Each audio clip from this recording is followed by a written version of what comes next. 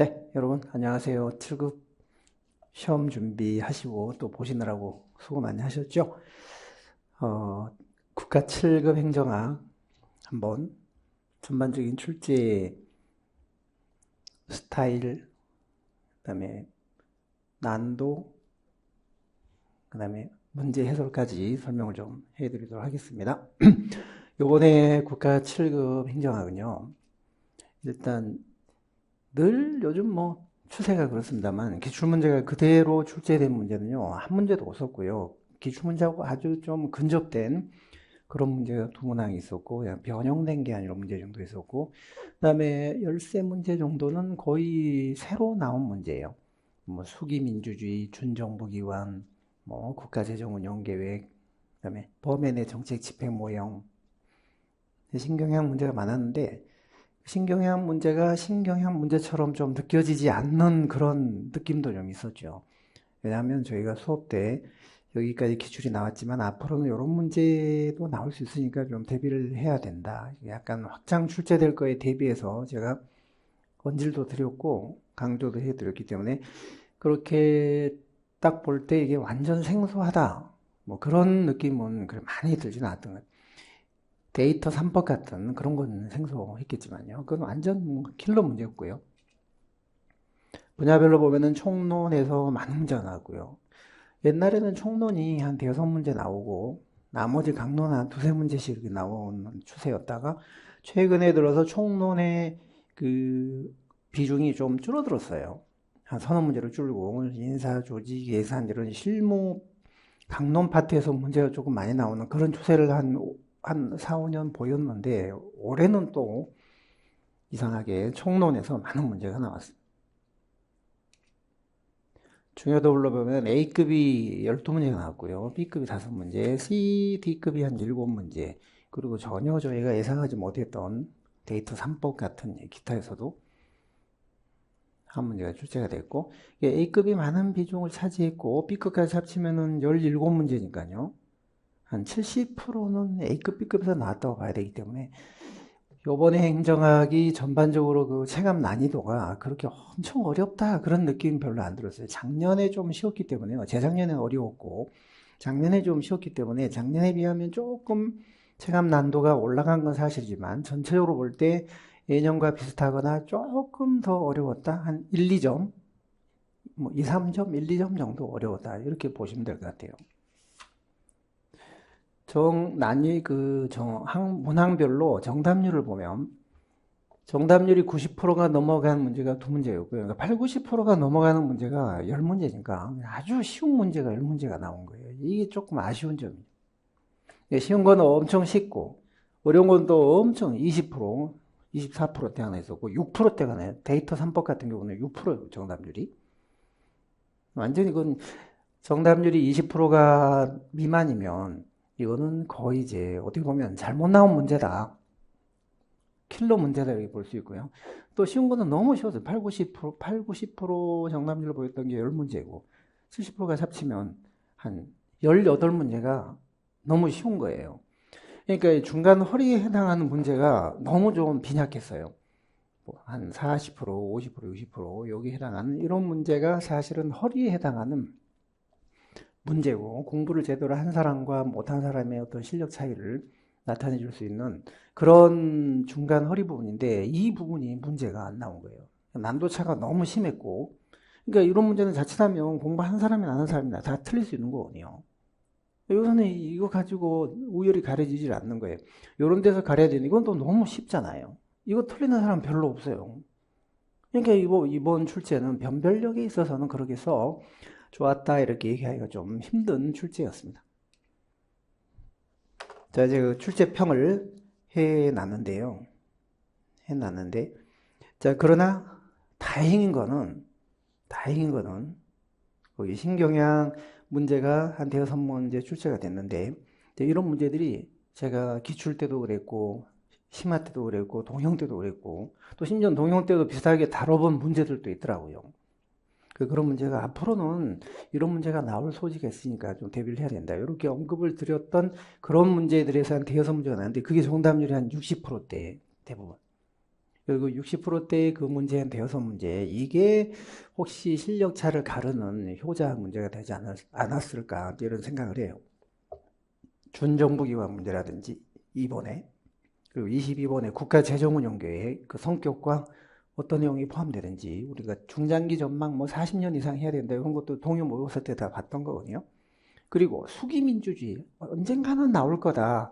수기가 간접민주주의인 대의민주주의하고는 반대다. 직접민주주의다. 이런 뜻만이라도 꼭 알고 계셔야 된다. 이런 거 제가 여러 번 말씀드렸는데 수기민주주의가 단독 문제로 출제가 됐고요. 그 다음에 솔즈베리 정책 유형에서 알몬드, 로위, 리플리아 프랭클린 이런 유형 우리가 많이 봤잖아요. 문제도 많이 나오고. 근데 문헌에 다 있는데 여태까지 한 번도 안 나왔던 게 솔즈베리예요. 솔즈베리도 제자 분규, 이렇게 암기법. 이것도 언젠가는 나올 수 있을 거다. 제가 매번 수업 때 말씀드린 건 아니지만 가끔 이렇게 심화 때나 말씀을 들었거든요. 이제 솔즈베리 정책 유형, 그게 이제 나왔는데, 그리고 맥러린의 정책 집행 모형이라는 게 있는데요. 이건 일단 문제를 보시면 아시겠지만 맥러린과 버맨의 그 연구 정책 집행 모형은 서로 연계가 되어 있습니다. 1975년부터 78년까지. 물론 이제 맥러린이 먼저 정책 집행 모형을 얘기를 했고, 그 다음에 버맨이 또 연구를 했는데 그게 서로 내용이 거의 흡사해요. 그렇기 때문에 맥러린 버맨의 집행 모형 이렇게 부르기도 해요. 근데 우리 교재는 버맨의 모형만 나와야지 맥러린의 언급이 없었거든요. 근데 그 지문을 보시면은 이거 어디서 많이 봤던 건데 버맨의 모형하고 비슷하네, 그렇게 보고 그냥 푸시면 됐었던 문제인데 아쉽게도 그렇게 푼 학생들에게 많은 것 같진 않아요. 정답률이 낮은 거 보니까. 자, 여기서 이번 국가칠급 행정학은 지금 공단기금 조사에 따르면 평균은 전체 응시생의 평균은 71점 정도 나왔고요. 그다음에 상위 20%는 89.1 정도 나왔거든요. 그러니까 한 90점 정도 맞으면 거의 합격권이라고 볼 수 있고, 전체 평균은 71점이니까 그렇게 높은 편은 아니에요. 작년에는 70 한 5, 6점이 됐었잖아요. 작년보다는 조금 난도가 낮아졌다 이렇게 보시면 될 것 같고, 아쉬운 거는 자고가 난도차가 너무 심했고 중간 허리에 해당하는 정답률 한 5, 60%에 해당하는 그런 문제들이 한 6, 7문제가 나왔어야 되는데 그게 좀 안 나왔다는 거, 그래서 조금 아쉬운 부분이 있습니다. 항상 문제를 보고 나면 아쉬움이 남습니다만 이번 국가 7급은 25문항이나 나왔는데도 그런 식으로 구성이 됐다는 게 조금 아쉬워요. 자, 1번 문제 보겠습니다. 1번 문제. 정부 실패 문제인데요. 그 정부 실패 원인의 개념을, 정부 실패 원인에 대한 개념을 물은 문제거든요. X의 비율을 물었죠. X의 비율은 경쟁 체제가 아닌 행정 어떤 내부의 독점성이라는 내부적인 특성, 그게 경쟁 체제가 아니라는 거죠. 그런 특성 때문에 비용이 상승해서 효율성이 떨어지는 현상. 그게 바로 X의 비율이죠. 이거 답이 3번이에요. 내부 특성이라는 게 독점성. 독종 구조로 인해서 비용을 최소화시키고 산출은 극대화시켜야 된다는 그런 효율성이 달성되지 못하는, 결국 비효율을 초래하는 그게 X의 비율이에요. 1번은 뭐예요? 이게 사적 목표죠. 내부성. 2번은 비용과 수익의 절연. 4번은 지대추구. 지대추구는 넓게 보면 파생적 외부 효과에 의한 정부 실패에 포함이 되잖아요. 전부 다 정부 실패 원인인데 X의 비율이 해당하는 것은 3번입니다. 자, 2번 보이죠. 이 준정부 기관. 이것도 저희가 일반 정부 개념하고 관련해서 준정부 기관의 성격과 문제점에 대해서 알아야 되나, 나올 거다. 그런 얘기를 제가 매번 수업 때마다 자주 들었던 것 같아요. 근데 지금 나온 거거든요. 자, 보시면 우리가 공기업이 있고 준정부 기관이 있는데 공기업은 기업성이나 수익성을 더 목표로 해요. 근데 준정부 기관은 정부가 해야 할 일을 위탁받아서 대신해 주는 거기 때문에 이거는 돈을 버는 게 아니라 공공성이 더 강합니다. 정부가 공단 같은 거 설립해서 정부가 해야 할 일을 대신 맡긴 거거든요. 근데 일본은 그렇게 얘기가 안 돼 있잖아요. 기업성이 더 강한 업무를 수행함으로써 정부에 의존하지 않는데 완전 틀린 말이죠. 기업성보다는 공공성이 더 강한, 우리가 공공기관이요. 공공성과 기업성을 조화시키는 그런 부분인데 공공성이 높은 게 준정부 기관이고요. 기업성이 높은 게 공기업이에요. 자, 그렇기 때문에 설립도 100% 정부가 다 돈을 출자를 해야 되고요. 재정적인 지원도 많이 받습니다. 그래서 준정부기관은 이 수수료를 받긴 하지만 원가 이하로 국민들한테 싸게 서비스를 제공하고 대신 정부로부터 재정 지원을 받고 통제도 받는, 그러니까 사실상 정부인 거예요. 사실상 법적으로는 정부가 아니지만. 그래서 그 IMF에서 이것도 사실상 정부니까 이것도 다 포함시켜라 정부에, 그렇게 요즘 개념 설정을 해준 게 일반 정부잖아요. 일반 정부. 제가 일반 정부 개념과 관련해서 준정부 기관은 문제도 많고 이 성격에 대해서 좀 정확하게 아셔야 된다. 그래서 저희 모의고사 때 준정부 기관에 대해서 문제도 몇 번 나왔었어요. 제가 직접 만들어서 동영 때 했었죠. 1번이 틀린 겁니다. 연금공단, 한국연구재단 다 준정부 기관이고요. 그 다음에 준정부 기관은 주무기관장이 주로 임명을 해요. 주무기관장이. 공기업은 대통령이 주로 임명하지만 준정부기관장은 정부 조직에 준한 거기 때문에 주무기관, 감독관청이 장의주로 임명을 하지만 규모가 큰 그런 일부 준정부기관은요, 대통령령으로 정한 그런 기관은 대통령이 임명하기도 해요. 예를 들어 공무원연금공단, 국민연금공단 이사장 이런 사람은 다 대통령이 임명합니다. 그러나 뭐 근로복지공단 이사장 이런 것들은 그렇게 규모가 크지 않기 때문에 주무기관장이 보건복지부 장관이, 근로복지니까 고용노동부 장관이 임명을 하겠죠. 법적으로 정부 조직이 아니면서 정부로부터 권한을 위탁받아서 정부가 해야 할 일을 대신 해주는 대리정부예요. 대리정부. 숨어있는 정부. 그래서 준정부기관의 성격에 대해서는 조금 우리가 명확하게 알아야 된다 많이 했는데, 그런 것들을 조금 이제 좀 새겨 들으셨거나 대비를 하신 분들은 이런 부분에서 지금 이게 정답률이 76%대니까요. 이런 데서는 점수차를 내야 돼요. 8, 90% 정도 정답률이 되는 거는 다 뭐 쉬우니까 다 맞는 문제니까 그것은 차별을 할 수가 없잖아요. 대리정부로서 준정부기관, 준정부 조직의 특성. 우리 기본서 날개에 있었던 내용이죠. 법적으로 정부 조직은 아니다. 영리보다는 공익을 더 중시한다. 권력은 정부로부터 나오고 정부가 설립을 하고 정부가 감독을 한다. 정부의 대리인 자격으로 공적 기능을 위탁받아 수행한다. 그렇기 때문에 공공성 가간대에 돈벌이를 하지 않기 때문에 공공비영리기관이라고 한다. 근데 이것도 사실상 정부에 해당하니 일반 정부라는 개념이 포함시켜서 사실상 정부로 봐야 된다. 그래서 통합재정에서는 일반 정부의 공공비영리기관을 다 포함시키라는 거 아니에요. 근데 이게 사실상 정부인데 법적으로는 정부가 아니기 때문에 잘못되면 공무원연금이 고갈됐다, 국민연금이 고갈돼서 바닥이 났다, 이런 걸 못 준다, 그럼 누가 책임져야 돼요? 책임성 훼손이라는, 애매함이라는 그런 문제가 생기기도 한다. 자, 3번 보겠습니다. NGO.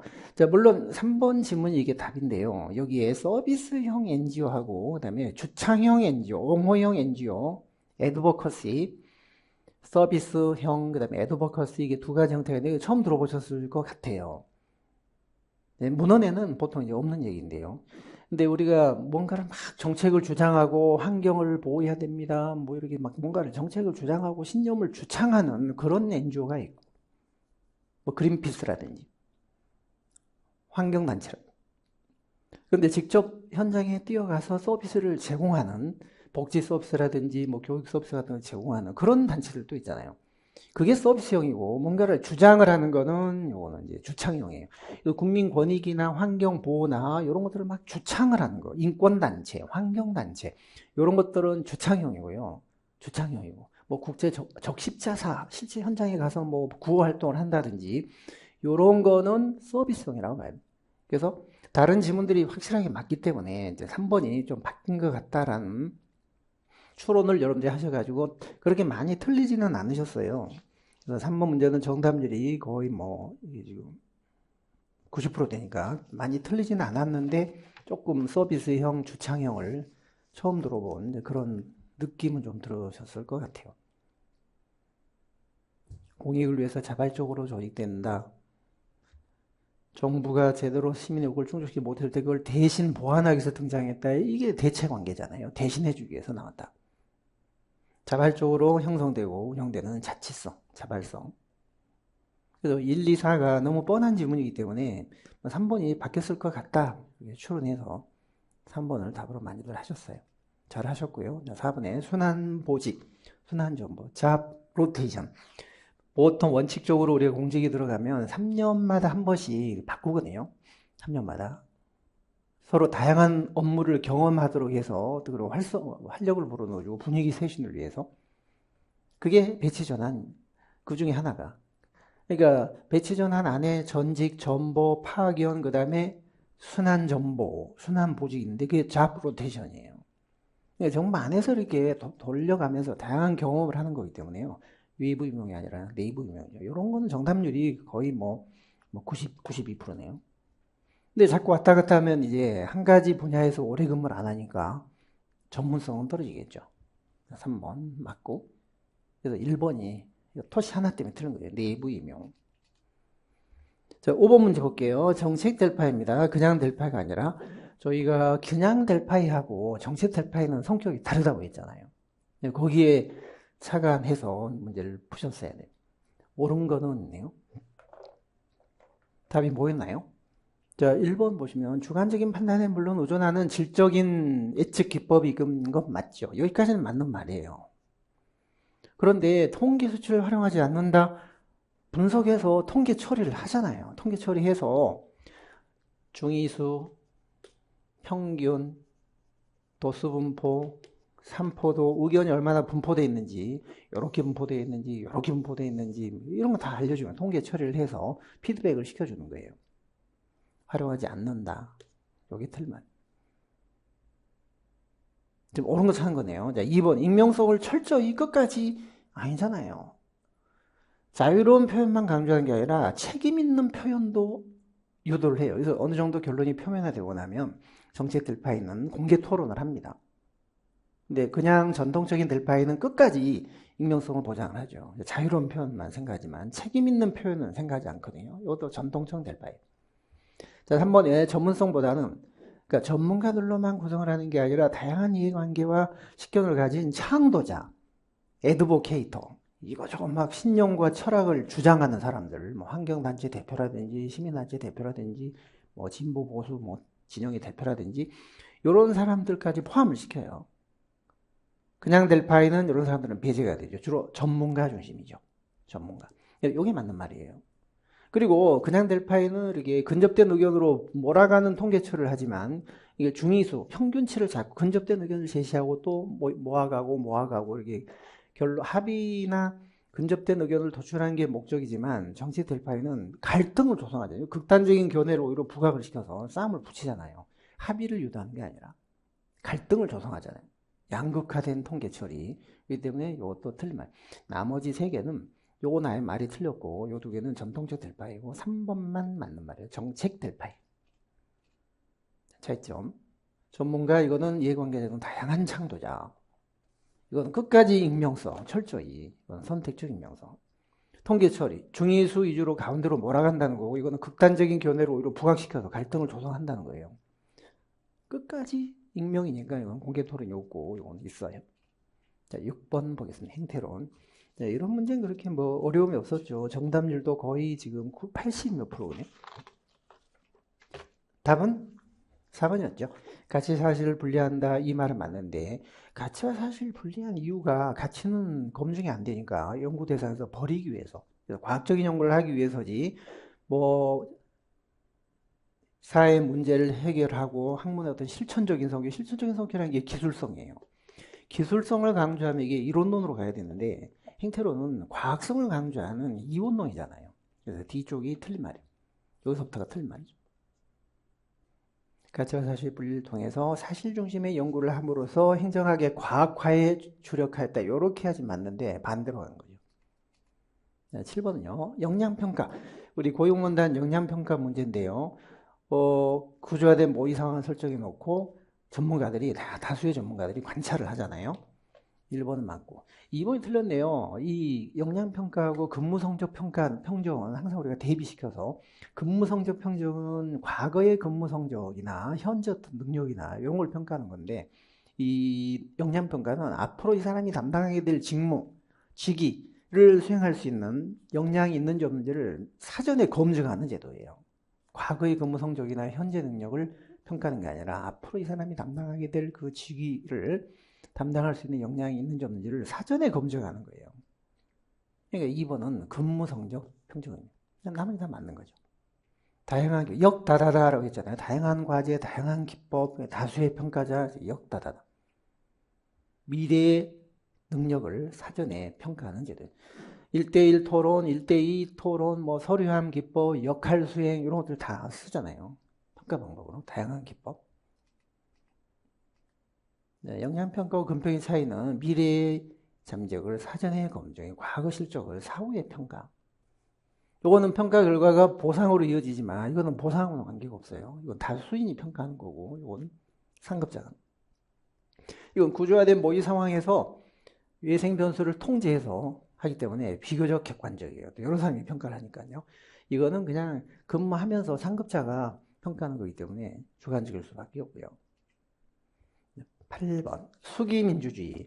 저는 수기민주주의가 지문 속에서 하나 그냥 슬쩍 비치거나 그런 정도로는 나올 수 있겠다 싶으면 이렇게 독립형 단독형 문제로 나오려고는 조금 생각을 못했거든요. 근데 어쨌거나 수기민주주의는 간접민주주의, 대표자를 선출해서 우리가 그 사람을 통해서 뭔가 의사결정을 하는 그런 간접민주주의, 대의민주주의하고는 완전 다른 거다. 공론, 토론. 이 수기라는 게 직접 민주주의, 공론, 토론, 담론, 심의민주주의하고 다 같은 말이라 그렇게만 알아도 될 거다 이렇게 했는데 딱 그런 정도 그런 수준의 문제가 나온 거예요. 1번이 틀린 거죠. 절차적 정당성, 공론조사, 합의, 토론, 배심원제, 공청회 뭐 이런 게 다 그 수단들이에요. 충분한 토론을 통해서 갈등을 이런 거 없이 그냥 정책이 결정된다면 갈등이 더 심화되겠죠. 표출을 해서 토론을 하는 게 상대방을 설득을 하고 충분한 얘기를 하는 게 갈등을 완화시키는 방법.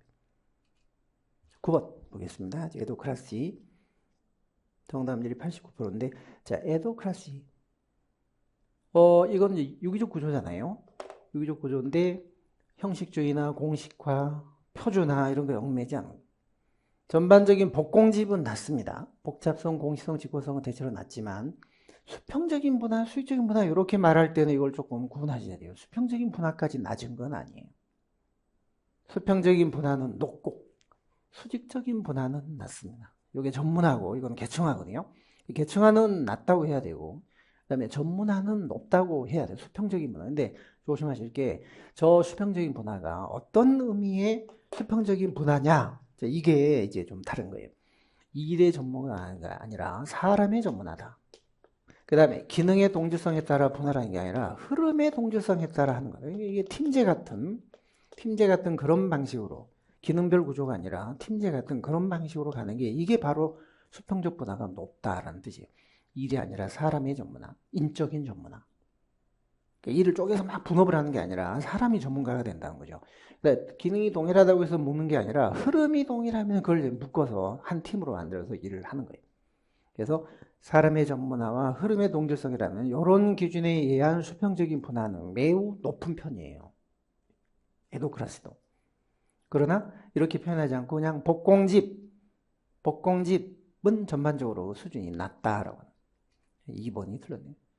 표준화 규칙을 최소화하고요. 신속한 대응을 강조하기 때문에 문제기 전문가들로 이제 그 임시 구조를 만들어서 과제가 달성되거나 나면 해체되는 그런 조직이 많아요.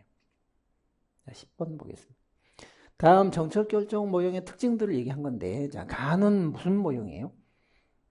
야, 모든 비용과 편익을 다 계산해서 분석한다는 합리 모형이죠. 나는 뭔 모형이에요? 뿌리에 해당하는 근본 결정은 합리 모형을 적용하고 세부적 결정은 점중지를 적용해서 혼합적으로 이게 혼합 조사 모형이죠. 다는 뭔 모형이에요? 제한대함에서 이건 주로 만족 모형에서 강조하고 점증에서도 강조를 합니다만 주로 이거는 만족에서 강조. 사이먼의 제한된 합리성. 그 다음에 추가하는 가치와 목적들이 중요도에 따라 전부 엄격하게 서열화되고 우선순위가 매겨진다. 목표 수단에 명확한 인과관계가 있고 우선순위가 정립되기 때문에 이 수단이 구현이 되면 집행이 되면 이 목표가 자동적으로 달성이 된다고 보는 수단과 목표 간의 인과관계, 우선순위 이런 것들이 명확하게 정립이 되어 있다는 거죠. 그러니까 최적의 수단만 찾으면 이 목표는 달성되는 그런 거예요. 수단이 목표에 대해서 적합하냐 안 하냐 이게 바로 합리성이에요. 합리 모형은 기본적으로 목표하고 수단을 구분해서 분석. 요거는 정해져 있고 이 수단은 목표를 달성하기 위한 최적의 수단만 선택하는 게 그게 바로 정책 결정의 본질이나 수단의 최적화. 목표하고 수단을 구분해서 분석. 이거는 고정이 돼 있고 주어져 있고 요거만 찾아낸. 그게 바로 목표 순환 분석이에요. 그건 합리 모형이죠. 합리 모형. 자, 그러니까 지금 두 개씩 묶었으니까 두 개 공통적으로 있는 거는 가라밖에 없네요. 다른 건 묶을 수가 없고 두 개씩 묶었으니까요. 가라, 합리, 가라, 합리. 2번이 답이에요. 11번 보겠습니다. 11번. 정답률이 72%인데요. 자, 요거는 그 제시문을 보시면은 키워드들이 나오잖아요. 노동집약적이다. 정부는 노동집약적이다. 민간에 비해서 생산성이 떨어진다. 그렇기 때문에 생산 규모를 늘리면 바로 비용이 빨리 증가한다. 그래서 정부가 팽창하고 정부 실패가 생긴다. 이게 이제 과다 공급설 중에 하나인 보몰병이에요. 보몰 디지스, 보몰병, 보몰 효과. 1번이 답이에요. 단순히 개념 묻는 문제니까 간단해. 그레시안 법칙은 악화가 양화를 구축한다. 우리 공직사회도 그런 현상이 나타나죠. 보통 우리가 이제 악화가 양화를 구축한다는 것은 나쁜 통화가, 화폐가 좋은 화폐를 몰아낸다는 뜻인데, 그건 이제 화폐 경제학에서 한 얘기고, 우리 공직사에서도 이걸 약간 비유적으로 표현해요. 무능하고 부패한 공무원이 유능하고 성실한 공무원을 몰아낸다. 뭐 이런 것도 일종의 그레시안, 공직사에서의 그레시안 법칙이에요. 박은혜 국가경비 팽창의 법칙. 평소에 경제 성장이 이루어짐에 따라 국가의 재정은 계속 늘어난다. 피커가 말씀하는 평시가 아니라도 위기시에 재정이 쉽게 팽창하고 위기가 사라진 뒤에도 쉽게 줄지 않는다. 팽창 일로를 가게 된다. 과다공급설. 요것만 빼고 개념은 1번입니다. 자, 12번. 위원회 조직, 합의제 행정기관. 정답률은 84%인데요. 옳지 않은 거, 이런 뭐 간단한 문제였죠. 여러 사람이 모여서 중지를 모아서 결정을 하는 게 합의제니까 책임이 분산되겠죠. 3번, 책임성이 높아진다. 이게 틀렸네요. 시간이 지연된다. 자, 요건 1번 무슨 말이에요? 위원들이, 물론 처음에 위원회가 신설될 때는 똑같이 임명이 되겠지만, 그게 중간에 자꾸 뭔 일이 생기거나 뭐 하면 자꾸 이제 부분적으로 교체가 되잖아요. 한꺼번에 계속 교체되는 건 아니잖아요. 위원들이 부분적으로 교체가 되기 때문에 그런 방식을 통해서 정책의 일관성을 유지할 수 있다. 신중한 결정. 3번만 답. 자, 13번 보겠습니다. 공공선택 이론. 이것도 뭐 어려운 문제가 아니었죠. 공공부문에다가 시장경제학의 원리를 적용을 한 거다. 1번은 그런 뜻이고요. 2번은 정부 관료제가 최선의 방안은 아니다. 결국 잘못된 장치일 수 있다. 그래서 정부 실패가 생겼다는 거죠. 3번 개체주의 맞습니다. 전체주의가 아니라 정책 결정에 참여하는 모든 사람들은 다 탐욕스러운 이기주의자다. 그들이 이기적인 행동을 해서 어떻게 해서 정부 실패에 이르르는지 이걸 설명한 이론이 정부 실패 이론이에요. 4번은 학자가 틀렸네요. 관료가 자기 부처 부서 예산을 극대화하기 위해서 필요 이상으로 예산을 많이 확보해서 낭비를 한다는 거죠. 정부 실패는 이런 관료들의 잘못된 행태, 예산을 많이 확보하려는 이런 낭비적인 행태 때문에 정부 실패가 생긴다. 이게 니스칸넨의 관료 예산 극대화 가설이죠. 4번이 틀렸죠. 단순히 이거는 학자 이름이 바뀐 거예요. 14번 전략적 인적장 관리. 이것도 저희가 기출이나 동영 때 전략적이란 말이 있는지 없는지 잘 봐야 됩니다. 없으면 그냥 인적장 관리하면 이거는 조직보다는 개인의 입장만 생각하고 조직의 목표나 성과나 이런 건 고려하지 않는 거예요. 근데 전략적 인적자원 관리는 전략 관리하고 인적자원 관리하고 그다음에 성과 관리를 다 결합을 해서 개인도 만족하면서 조직의 목표가 달성되도록 역량을 중시한. 그리고 인적자원 관리는 이제 말이 인적자원이라고 하지만 전략적 인적자원 관리는 더 조금 발전된 개념인데요. 단순한 구성원들이 인적자원이 아니라 인적자본이다. 휴먼 캐피털이다. 인적 자본 행정이라는 말을 써요. 이 전략적 인적자원 관리에서는요. 그래서 그냥 인적자원 관리하고 전략적이라는 말이 들어가면 상당히 차이가 나요. 그냥 인적자원 관리는 직무 중심이고 개인 중심이고, 근데 전략이 들어가면 직무가 아니라 역량 중심이고 조직의 목표 중심, 성과 중심이에요. 그러니까 그냥 인적자원 관리는 개인에 대한 동기부여라든지 뭐 자아실현이라든지 개인만 만족하면 돼요. 조직 목표 달성이 안 되더라도. 그렇기 때문에 직무 만족, 동기부여, 뭐 조직 시민행동, 개개인을 만족시켜서 이렇게 동기부여를 할 수 있는 그게 가장 중요한 요소라고 생각해요. 그건 인적자원 관리예요. 전략적 인적자 관리는 이런 거를 벗어나서 전략과 조직의 전체 목표 달성, 인적 자본의 육성 이런 측면을 더 중시하거든요. 이게 4번이 틀린 거예요. 전략 관리, 성과 관리, 인적 자원 관리를 결합시킨 것이다. 조직의 목표와 성과를 중시한다. 장기적 관점에서 전략을 수립하고 달성하려고 인적 자본 형성에 관심을 두는. 네, 얘하고 얘를 구분해야 된다고 많이 얘기했잖아요. 자산으로 보고 얘는 자본으로 보고 이건 개인을 중시하고 이거는 조직과 개인을 조화시키려는 거고 이거는 민주 이런 건 중시하지만 이거는 효과성, 이건 직무 중심, 각 개인이 수행하는 직무 중심, 이거는 역량 중심, 보수도 이거 직무급, 이건 역량급, 직능급, 부분적 최저가. 각 개별 부서나 개인의 어떤 그 산출만 극대화되면 되는 거고요. 이거는 이게 모여져서 시너지를 내서 조직의 전체 목표가 달성돼야 돼요. 성과로 이어져야 돼요. 성과로. 자, 15번 조세 지출. 문제는 정답률이 83%네요. 자, 조세 지출, 성인지, 애결산, 그다음에 온실가스 감축인지 이런 것들 다 재정 정책 지향적 예산인데 앞으로 이것도 제가 그런 말씀 많이 드렸죠. 우리는 이게 도입은 됐지만 독립된 안건으로 국회에서 상정돼서 심사를 해서 결정되는 그런 구조가 아니다. 첨부 서류에 그냥 그친다. 유명무실하다. 이것도 여러 번 말씀드렸던 것 같아요. 그런 문제를 의식을 갖고 접근을 하셨다면 1번이 틀렸다. 금방 판단이 되시겠죠. 항목별로 다 평가를 해서 국회가 심의하고 의결을 한다. 아니, 이게 독립된 안건으로 상정되면 그렇게 하겠지만 첨부 서류로 그냥 묻어가는데 이게 되겠어요? 안 되는. 그래서 우리나라 재정 정책 지향적 예산들이 다 도입은 됐다고 하지만 사실상 유명무실한 상태다. 1번이 틀린 거죠. 비과세, 감면, 공제, 과세 이연 등등 형태가 다양해요. 실제 지출하지 않는데 지출한 것 같은 효과. 이게 간접 지출이잖아요. 간접 지출. 그러니까 세금을 받아야 되는데 그걸 감해줌으로써 사실상 지출이 이루어진 그런 거예요. 그래서 숨겨진 그러니까 보조금이나 조세 감면이나 사실 특정 기업이 그만큼 정부로부터 혜택을 받은 거는 똑같은데 보조금은 예산에서 지출이 되니까 그거는 다 예산에 나오고 국회가 심의하고 국민도 알잖아요. 근데 세금 감면은 국회도 모르고 국민도 모르잖아요. 은밀하게 이루어질 수 있는 거거든요. 경제적인 효과는 똑같은데 사실상 보조금이나 마찬가지인데 이게 드러나지 않기 때문에 시비를 못한다. 그래서 숨겨진 보조금이라고 하는. 이걸 드러내서 이만큼 조세 감면을 해줘도 되겠습니까? 라는 걸 국회가 심의하고 결정하고 공표해서 국민도 알게 하고 이게 바로 조세 지출 예산이에요. 16번 솔즈베리 처음 들어보신 분 계실 거예요. 우리 기본서에 있긴 해요.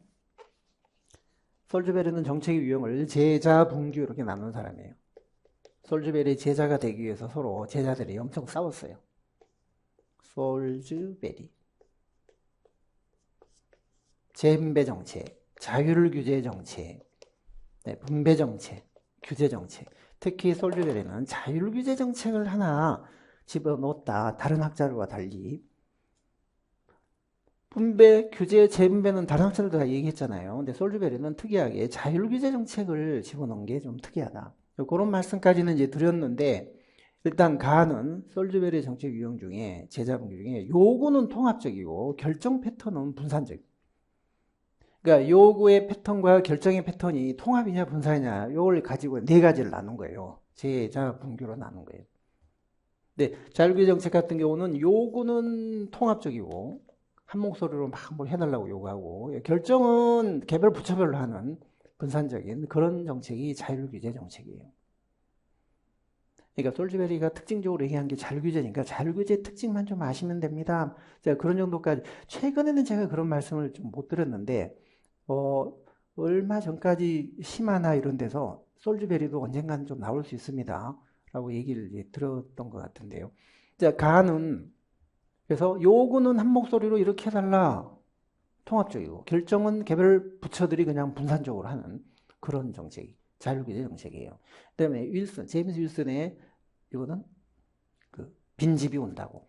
비용은 분산돼서 작게 느껴지고, 편익은 소득이 집중돼서 크게 느껴지면 막 로비하겠죠. 그게 바로 고객정치잖아요. 고객정치. 그러니까 나는 D에 해당하고 가는 A에 해당하는 거예요. 답이 2번이었어요. 자, 솔즈베리의 정치 유형. 앞으로 뭐 계속 많이 나올까요? 그럴 것 같지는 않은데, 그래도 문헌에는 대부분 있는데, 한 번도 안 나왔어요. 자, 요구의 패턴과 결정의 패턴이 분산적이냐, 통합적이냐. 요구가 분산적이라는 얘기는 저한테만 주십시오. 뭐 개별적으로 다 개별 집단이나 개인들한테 다 분산되는 거예요. 서로 다른 요구를 하는 거죠. 서로 다른 요구를. 딱 한 목소리가 아니라. 근데 요구가 통합적인 얘기는 한 목소리로 공통의 이익을 주장한다는 거예요. 해달라고.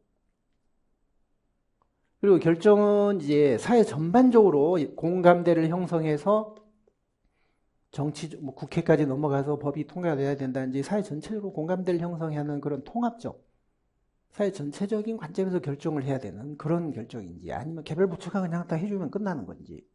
개별 부처가 해주면 끝나는 게 분산적인 결정 패턴이에요. 그랬을 때 자율규제는 요구는 통합이고 결정은 분산적인, 요거만 좀 생각하시면 될 것 같아요. 어떤 게 그런 거냐면요. 자율규제라는 게 뭐예요? 변호사협회나 의사협회한테 당신들이 규제를 해라라고 기준을 정하도록 주는 거잖아요. 그럼 의사협회한테 권한을 주는 거예요. 그러면 의사협회는 보험 수가를 올려달라고 한 목소리로 막 주장할 거 아니에요. 요거는 통합이에요. 보험 수가 올려주세요. 한 목소리 내는 거예요. 근데 그 결정을 누가 해줘요? 국민 전체가 막 그걸 결정이 아니잖아요. 보건복지부가 그냥 결정하잖아요. 변호사협회는 법무부가 하는 거고. 그렇기 때문에 요구는 통합적이고 결정 패턴은 분산적인 게 바로 자율규제 정책이고 솔즈베리는 이 정책에 많이 주목을 했어요. 사실. 로이의 배구 규제도 로이가 배구 규제할 때도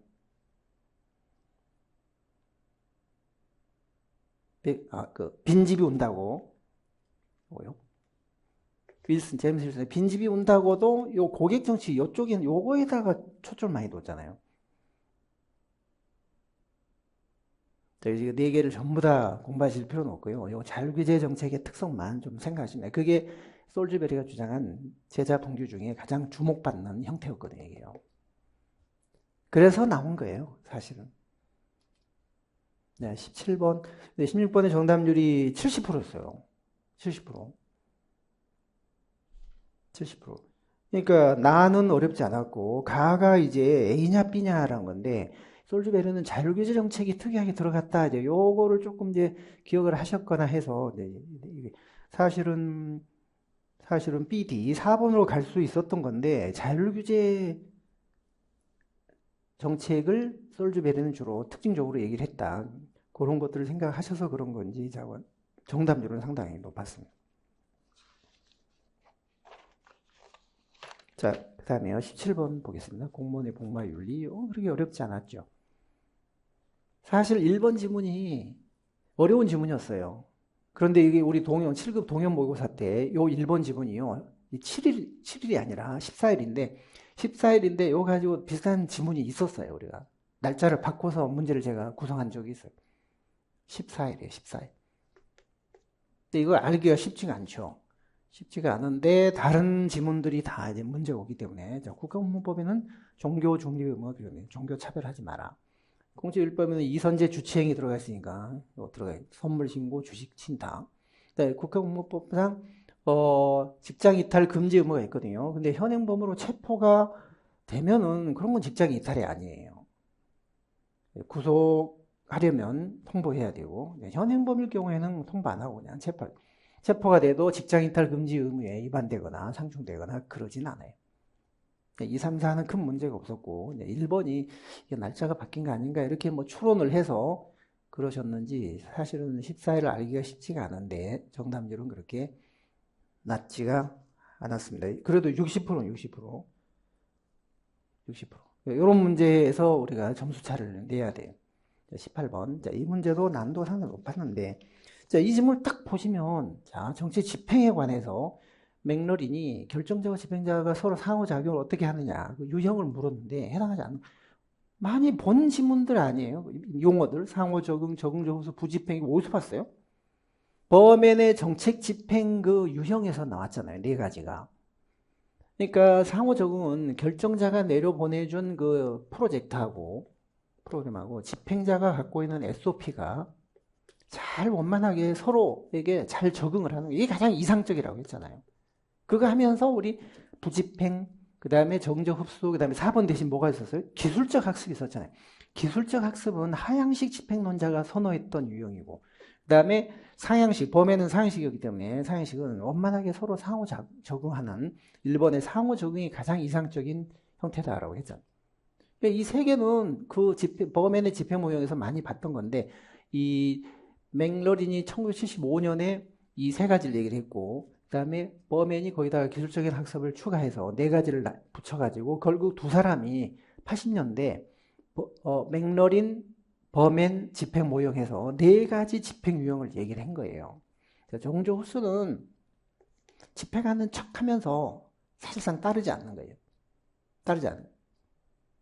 자, 그 다음에 부집행은 아예 이거는 집행을 안 해버리는 거고요.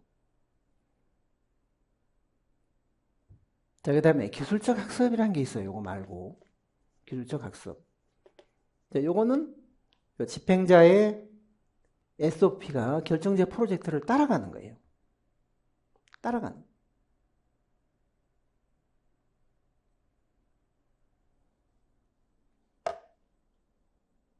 거기 표를 보시면요. 기술적 학습은 집행조직의 SOP가 결정자의 프로젝트에 따라가는 거고. 그 다음에 적응적 흡수는 반대죠. 반대. 결정자의 프로젝트가 집행자의 SOP에 그냥 동화되는 거예요. 집행자가 하던 그런 방식대로 그냥 하는 거예요. 얘는 집행자 쪽을 따라가는 거고, 결정자가.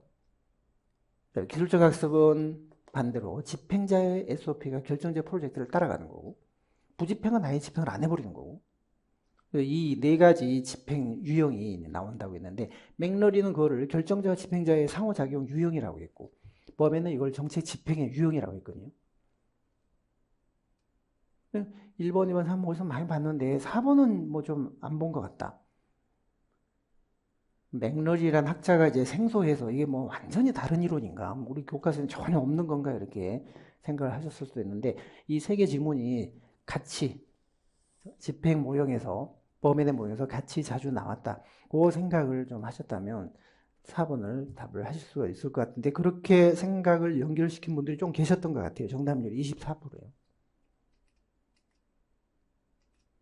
요거 나오네요. 그래서 범행 맥러린의 정치 집행 모형, 정치 집행 유형 이 네 가지예요. 근데 지금 이거 대신 부름, 거부 이게 들어갔기 때문에요. 답이 4번이죠. 자, 19번 문제를 보겠습니다. 19번은 정답률이 36%. 이런 문제를 사실 좀 남들이 이제 틀릴 때 본인은 맞춰야 되는, 그래야지 고득점이 될 수 있는 그런 전략적인 문제거든요. 근데 이게 그렇게 가능합니다, 이게. 아주 어려운 문제가 아니었는데 정답률이 30%대가 나왔거든요. 협의회. 자치법에 협의회를 구성할 수 있다고 되어 있잖아요. 공동처리 방식. 1번은 맞고. 자, 2번은요. 예, 협의회 규약에는 당연히 비용 부담 누가 할 것인지, 구성은 어떻게 할 것인지, 이런 거 규정이 되겠죠. 뭐, 우리가 외우지 않았지만. 자, 그 다음에, 공익성 필요하면은 자치단체 장들한테 협의회를 구성하도록 공고하는데, 협의회라는 게 뭐예요? 자치단체들끼리 구성하는 건데, 특정 중앙행정위원장이 구성하라고 권고할 수 있을까요? 우리가 지방자치 구조상 여러 자치단체들하고 관련되면 주로 누가 개입을 하거나 공고하거나 이렇게 해결을 해요? 행안부 장관이잖아요. 중앙행정기관장은 특정 중앙행정기관장인데 이 사람들이 A 도하고 B 도 간에 협의회 좀 구성하세요. 이런 공고를 할 수 있을까요? 행안부 장관이 있는데 그럼 당연히 이거는 행안부 장관의 역할일 것 같다. 이렇게 좀 추론을 하셨어야 돼요. 여기처럼 4번처럼 협의해서 합의를 했는데 그게 이행이 되지 않아서 이제 분쟁이 생겨서 조정을 요청하면 행안부 장관이 조정하는데 이제 중앙분쟁조정위원회 의결을 거쳐서 하는 거예요. 그러니까 중앙분쟁조정에 준해서 이렇게 해결을 해주는 거예요. 행안부 이런 것처럼 행안부 장관이 분쟁도 조정하고 구성도 공고하고 해야지 이 사람이 튀어나오면 되겠어요? 이거는 자치 구조의 어떤 기본 상식을 생각하면 3번은 이거 행안부 장관일 것 같다. 그런 생각을 하셨어요. 그렇게 생각하신 분들이 일부 또 계신 거예요. 30몇 프로 나온 거죠. 20번. 데이터 3번. 이거는 정말 그때 당시 저도 그런 얘기 들었는데요. 데이터 3법 많이 얘기를 했거든요. 우리가 공공 데이터 2법이 있고 공공 데이터 2법이 있고 그냥 데이터 3법이라는 게 있어요. 이게 뭐 법에 정해진 게 아니라 그냥 세간에 실무적으로 그렇게 얘기를 하는 거예요. 공공 데이터 2법, 데이터 3법. 자, 그런데 공공 데이터 2법은 뭐냐면요. 데이터 기반 행정법이에요. 데이터에 기반을 두고 행정을 해라. 데이터에 기반을 두는 행정을 해라. 데이터 기반 행정법. 그 다음에 공공 데이터법. 공공 데이터를 사장시키지 말고 과학적이고 예측 가능한 걸 행정을 하는데 활용을 해라. 그러니까 이 공공 데이터 입법은 정부가 갖고 있는 빅 데이터를 사장시키지 말고 거기에 근거를 두고 그걸 활용하는, 적극 활용하는 그런 거를 촉진시키기 위한 그런 법이에요. 그런데 데이터 3법은 전혀 그 공공 데이터가 아니에요. 이거는 개인정보. 개인의 신용정보, 개인정보 이걸 보호하는 데 역점. 보호는 하되 이걸 최대한 활용을 하자는 거죠. 보호와 활용을 극대화시키려는 그런 법이에요. 그래서 이 데이터 3법은 개인정보 보호 쪽에 더 초점이 있는 법이고 공공데이터 2법은 정부가 갖고 있는 데이터를 활용해서 과학적인 행정을 정부가 갖고 있는 데이터를 활용하자는 법이고 얘는 개인의 정보를 최대한 보장해주는 그런 법이에요. 데이터 3법.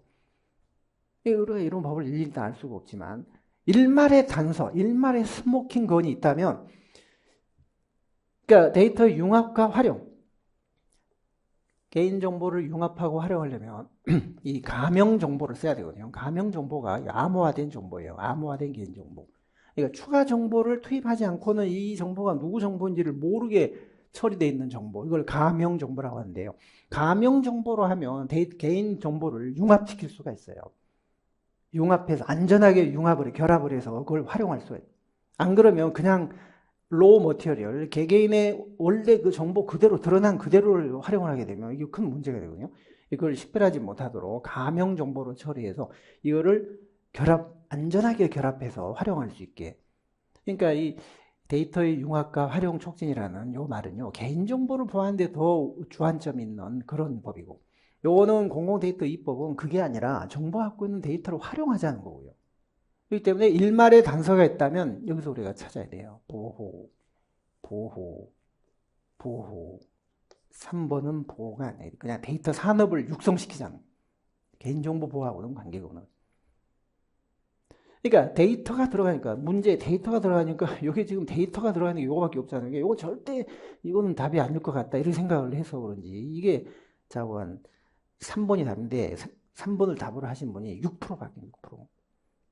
이 문제는 사실 잘못 나온 문제고 좋은 문제도 아니에요. 다시 나올 것도 아니에요, 사실은.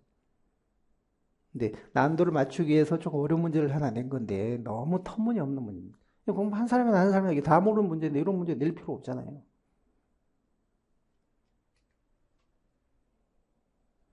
자, 21번 정책평가 유형. 이런 문제는 좋은 문제죠. 집행 모니터링은 집행이 제대로 되고 있는지 안 되고 있는지를 살펴서 잘못된 거를 이제 시정하는 그게 모니터링의 형성평가 일종이에요. 형성평가 안에 집행 분석이 들어가니까 도중에 프로그램의 문제점을 발견해서 개선하려는 그런 도중평가다. 맞죠? 총괄평가는 집에나 끝난 다음에 효과나 영향을. 자, 4번 교통영향평가, 환경영향평가 이거는요. 영향이란 말이 들어가지만 다 끝나고 나서 평가한 게 아니라 사업을 집행하기 전에 이걸 만약 하게 되면 환경에 또는 교통에 어떤 부정적인 영향을 줄 것인지를 사전에 측정을 해서 그게 이제 확인이 되면은 뭐 프로그램을 수정한다든지 그런 평가니까 사전평가예요. 집행이 끝나고 나서 효과나 영향을 평가하는 거는 총괄평가죠. 총괄평가. 얘들은 사전평가예요. 사전평가. 자, 그래서 우리가 평가를 크게 나누면은 총괄평가, 그 다음에 도중평가. 얘는 사전이라고 해요. 집행 전에 하는 거고. 그런 게 교통영향평가. 영향을 평가한다는 게 아니에요. 영향이나 효과를 평가하는 거는 총괄평가고요. 얘는 교통영향평가, 환경영향평가, 뭐 그런 갈등영향평가 이런 거예요. 사전, 집행 전에 하는 평가고 얘는 도중에 하는 거고 이거 집행 끝나고 하는 게 총괄평가예요. 네, 앞에 두 개를 넓게 합치면 과정평가라고 하는 거죠. 집행이 끝나기 전에 하는 거니까 과정평가. 이거는 집행 후에 하는 총괄평가. 22번. 자, 이것도 국가재정운용계획도 이게 사실 중요한 계획인데 단년도 예산 편성의 기본 틀이 되는 굉장히 중요한 건데 이게 국회에서 심의 확정하지 않고 사실상 정부에서 그냥 확정해서 이걸 가지고 예산을 편성하고 국회로 제출은 하지만 제출은 하잖아요. 근데 국회에서 정식으로 심의해서 의결해서 그게 확정되는 그런 계획이 아니기 때문에 조금 문제도 있고 논란도 있다. 이 계획의 성격을 좀 아셔야 될 것 같다. 이런 말씀 드렸는데 지금 약간 좀 깊게 나온 거예요. 우리 모의고사 때 뭐 40년 이상의 중장기 재정 전망 뭐 이런 거 다 들어가야 된다. 그죠? 국민 부담률, 조세 부담률 이거 다 들어가고 통합 재정 수지 전망에 다 들어가야 돼. 조금 난도가 있었죠. 이 문제도 이제 22번 정답률이 60%대니까요. 조금 난도가 있었습니다. 좋은 문제예요. 자, 그런데 보시면 이제 1번은요. 매년 국가재정운영계획을 수립을 해야죠. 맞고 중장기 재정전망도 다 포함돼야 돼요. 중장기 계획을 중앙원상에 수립할 때는 기재부장관하고 협의해야 되겠죠. 재정 지출을 수반하는 그런 계획을 할 때는 돈 들어가니까. 4번은 지방이네요. 자, 지방단체장이 국가의 재정 지원에 따라 수행되는 사업계획을 수립할 때는 기재부장과 협의가 된다. 이제 이런 거가 상당히 어려운 질문인데요. 이제 이런 것도 우리가 지방에 대한 그 재정 지원이나 보조금의 경로나 구조를 살펴보면 우리가 보조금도 그렇잖아요. 자치단체장이 기재부장관한테 직접 청구하나요? 협의하고 직접 청구하나요? 우리 뭐 하려고 하는데 돈 들어가요. 보조금 줄 수 있습니까? 이걸 기재부장하고 직접 협의하나요? 그 사업하고 관련된 관계 중앙관서장하고 협의를 먼저 하잖아요. 신청을 하잖아요. 예산에 반영 좀 해주십시오. 보조금 좀 주십시오. 예산에 반영 좀 해주십시오. 그럼 그 중앙관서장이 신청을 받아가지고 예산에 반영해서 기재부에 넘겨서 승인받고 국회로 넘겨서 심의 의결을 받은 다음에 그 다음에 이제 보조금 주는 거잖아요. 그렇기 때문에 항상 지방 정부에 대한 재정 지원이나 보조금 같은 경우는요, 중앙관서장을 경유해서 기재부 장관을 통하고 이렇게 돼요. 그러니까 지방자치단체장은 중앙관서장과 협의하고, 그 다음에 중앙관서장은 다시 또 기재부 장관하고 협의해서 이게 되는 거지, 직접 다이렉트로 기재부 장관, 이런 구조가 아니라고요. 보조금이나 재정 지원은 중앙관서장이라는 사람이 있어요. 그 사람을 경유를 해야 돼요. 이게 틀린 거예요. 중앙관서장은 재정 지출이 수반되는 계획을 수립할 때는 당연히 이건 중앙관서장이니까 기재부 장관하고 협의해야 되겠지만 지방정부는 중간에 중앙관서장이 있잖아요. 그 사람하고 협의를 해야 돼요. 협의하고 그 경우에 중앙관서장이 협의를 한 경우에는 또 기재부 장관하고 다시 또 협의를 해야 돼요. 4번이 틀렸습니다. 자, 23번. 특별지방행정기관은 일성기관이니까 그렇게 어렵지 않았죠. 2번이 답이었죠. 특별지방행정기관은 자치단체가 아니기 때문에 전국적으로 기준 통일이 돼 있고, 그래서 전문성이나 통일성은 높은데 자치단체가 아니기 때문에 주민들의 의사 반영이나 책임 행정이나 이런 건 또 안 됩니다. 자치를 져야 하잖아요. 이건 뭐 기출문제도 많이 있었고 여러 번 우리가 했던 거라 3번이 틀렸죠. 자, 3번에 지방경찰청, 지방보건청 이렇게 되는데 사실 지방경찰청이라는 이름은 이제 없어졌고요. 시도경찰청으로 바뀌었죠. 네, 그렇게 그냥 추론, 유추 해석을 해야죠. 그리고 자치단체하고 기능이 중복돼서 이제 비효율성이 초래된다. 이런 문제가 있고요. 그 다음에 중앙행정기관에 소속이 돼서 그 국가행정사무를 지역단위에서 처리하는 일선 하급기관. 그게 특별지방행정기관. 2번만 틀려. 자치를 져야 한다. 뭐 중에. 자치를 져야 한다. 자치를 져야 한다. 자치단체하고 기능이 중복돼서 효율성이 떨어진다. 거기도 혼란스럽고 불편하다. 한 곳에서 다양한 행정이 원스톱으로 딱 되는 게 아니기 때문에 종합행정을 져야 합니다. 그런 게 문제점이에요. 그래서 전국적인 기준 통일 이런 거는 장점이에요. 전문행정. 중앙행정기관별로 따로따로 설치하기 때문에 전문성이 높아진다. 24번 파킨슨의 법칙 9급에서 주로 나오다가 7급은 아주 오랜만에 나온 것 같아요. 파킨슨, 본질적인 업무에 한과는 관계없이 공무원 수가 심리적인 요인에 의해서 는다는 거잖아요. 그런데 그 두 가지 법칙이 상호작용하는데 이제 부하 배정의 법칙, 업무 배정의 법칙, 이게 상호작용한다는 거예요. 공무원들은 경쟁을 꺼려하기 때문에 동료를 늘리기보다는 부하를 늘리려고 한다는 거죠. 근데 부하가 늘어나면 부하들도 자기 자리를 지키기 위해서 쓸데없는 거 보고하고 지시받고 그런 파생적 업무가 자꾸 늘어요. 쓸데없는 업무가. 그럼 또 부하를 늘리고 그럼 또 업무가 늘어나고 이게 서로 상호작용해서 본질적인 업무량은 그대로인데 관계없이 파생적인 업무가 늘거나 부하가 늘거나 해서 공무원 수가 늘어난다. 기억 리을만 맞는 말이에요. 디귿은 뭐예요? 공무원들은 무능력자라는 말을 들을 때까지 높이 올라간다. 피터의 원리. 피터의 원리. 연공설에 따라 자동 승진을 하니까 자신의 능력에 걸맞지 않는 자리까지 올라가서 능력과 지위가 조화를 이루지 못하게 된다. 이게 피터의 원리. 니은은 뭔 원리예요? 이런 것들이 사실 처음 본 것 같잖아요. 공무원은 금전적인 효용보다, 그러니까 예산이나 이런 것보다는 직무와 관련된 효용을 더 중시한다. 예산 같은 거 극대화하지 않는다. 그렇다면 니스카넨의 예산 극대화 가설을 비판한 우리 모형이 하나 있잖아요. 관청 형성 모형. 이게 관청 형성 모형이에요. 패틱 던리비에. 그러니까 쓸데없이 예산 같은 거를 막 극대화하려고 하기보다는 자기가 하고 있는 일이 골치 아프거나 책임져야 되거나 번잡하거나 이런 개선 업무는 안 하려고 한다는 거예요. 그런 건 다 떠넘기고 준정부 조직 만들어서 떠넘기고 자기는 정말 멋지고 생색내고 권한 휘두르고 참모 업무 책임 안 지는 그런 업무만 직무만 선호한다는 거예요. 그러니까 이 예산의 극대화보다는 직무에 참모적 성격을 띠는 그런 직무를 수행하기를 선호한다는 뜻이니까 이게 바로 관청 형성 모형. 기억 리얼만 파킨슨의 법칙입니다. 25번 보겠습니다. 15임용. 자, 15임용. 15임용 우리 동형 모의고사 때 이런 비슷한 문제 있었어요. 임기제는 15가 적용되지 않는다. 그리고 수업 때 제가 15는 5급 이하만 있지 4급 이상 고위공무원단은 이게 15라는 그 제도가 없다. 그런 말씀도 제가 드렸고요. 5급은 1년이고 6급 이하는 6개월이라고 했잖아요. 그리고 15도 보직도 받을 수 있고 봉급도 받고 여러분들 교육이 딱 시작되면 그때가 15임용을 받거든요. 그럼 봉급도 받고 공무원 연금법상 재직기간에도 포함되고 경력에도 다 포함돼요. 봉급 안 받는 게 아니에요. 인턴은 봉급 안 받는다고. 인턴은 임용 전에 하는 거지만 15임용은 이제 임용을 받고서 하는 거니까 당연히 봉급을 줘야죠. 3번만 맞습니다.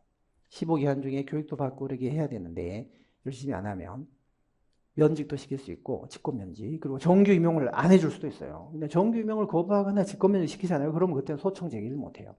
물론 15기간 중에 징계를 받으면은 징계, 해임이나 파면이나 징계는 소청 행사 대상이 되지만 임용 거부나 직권면직은 그거는 정규직 공무원이 아니기 때문에 그런 걸 당해도 소청을 제기할 수 없어요. 3번만 맞고 나머지 다 틀렸습니다.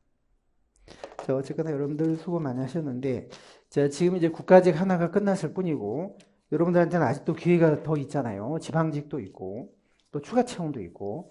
자, 일단 지방직 시험에 대비해서는 10월 2일 날 총 3회로 동형 모의고사가 지금 계획이 되어 있습니다.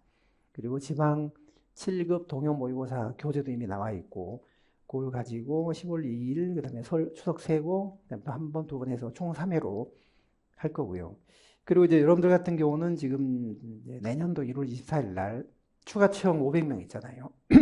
그런데 그거가 여러분들한테 상당히 중요한 기회고 인원도 꽤 뽑기 때문에 이제 다시 한번 승부수를 던져봐야죠.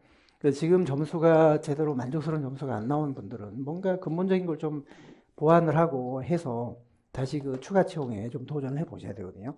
그래서 제가 추가 채용에 대비해서 제가 지금 생각하고 있는 저희 커리, 추가 채용만을 위한 커리를 조금 말씀드리면 참고를 하십시오. 11월 15일 날 여러분들이 피셋 보시잖아요.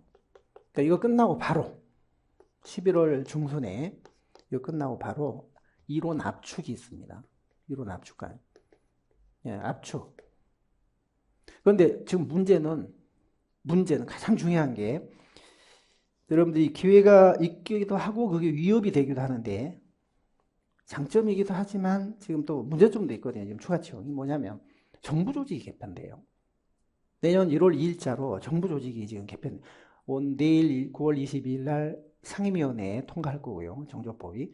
그리고 9월 25일 날 본회의에서 처리를 한다는 거거든요.